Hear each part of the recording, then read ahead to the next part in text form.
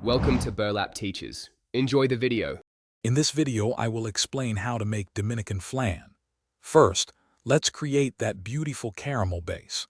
Gently melt 1 cup of granulated sugar in a saucepan over medium heat until it turns a rich amber color. Carefully pour this hot caramel into your 9-inch round flan mold, swirling it to evenly coat the bottom and sides. Let it cool completely. It will harden, forming the perfect foundation for your delicious dessert. Now let's prepare the creamy custard. In a blender, combine 5 large eggs, 1 12-ounce can of evaporated milk, and 1 14-ounce can of sweetened condensed milk. Add 1 teaspoon of vanilla extract and a small pinch of salt to enhance the flavors.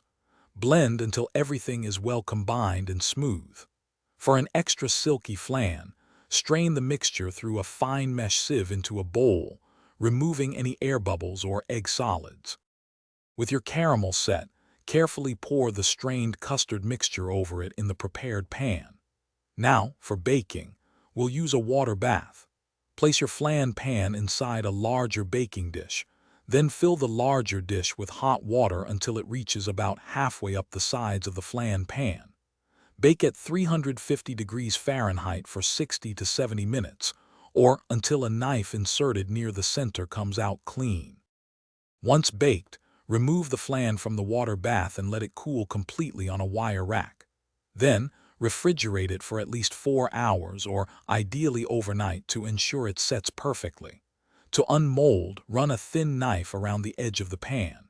Place your serving plate on top, then confidently flip it over. The caramel will beautifully cascade down the sides. Don't forget to check the description for links to some great deals, including that awesome Little Trees Black Ice Air Freshener. Enjoy your homemade Dominican flan. Thanks for watching. Consider subscribing if this video helped you.